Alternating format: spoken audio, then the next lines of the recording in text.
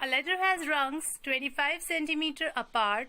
The rungs decreases uniformly in the length from 45 centimeter at the bottom to 25 centimeter at the top. If the top and the bottom rungs are 2.5 meter apart, what is the length of the wood required for the rungs? That means we have to find out how much wood we are in need to make the rungs. Now here is a figure.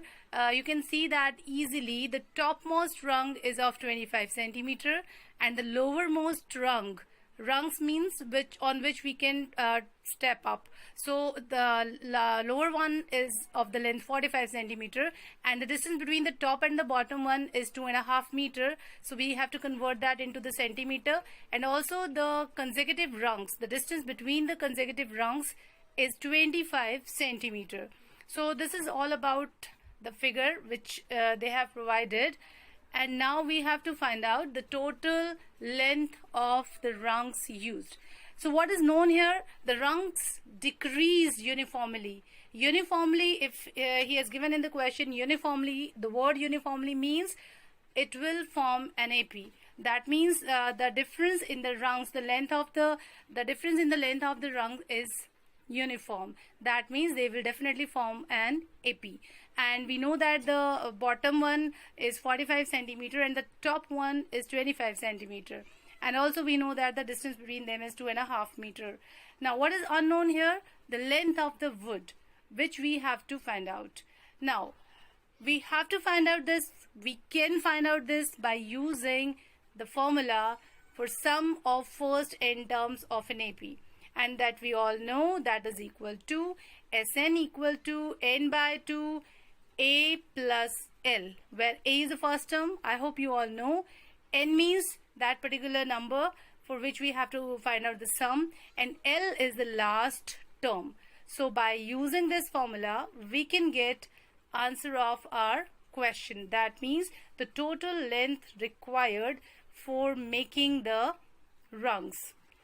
Now what we have to do, because we know that the distance between the rung is 25 centimeter. Each rungs, consecutive rungs, the distance between them is 25 centimeter.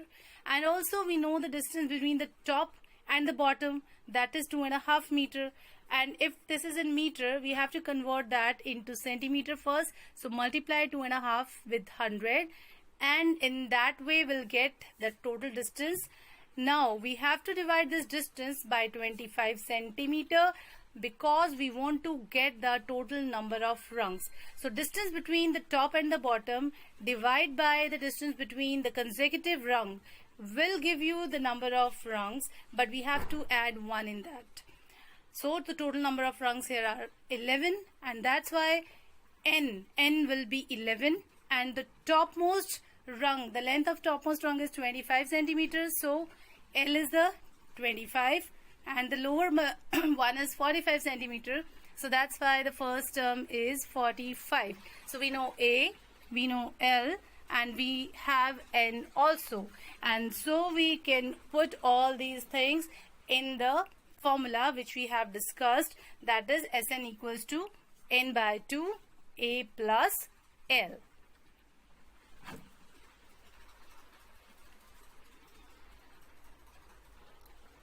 Now if I put all the values here in this formula, so S11, because n was 11, so S11 is equal to n by 2, that means 11 by 2. A plus L means 45 plus 25.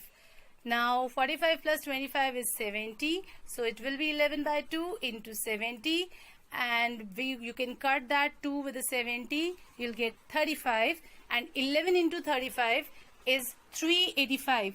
We have told you a trick how to multiply a number with 11, so just keep that in the mind. So after multiplying this with 11, you'll get 385. Therefore the length of the wood required for the rungs is 385 centimeter, and this is your answer. Thank you.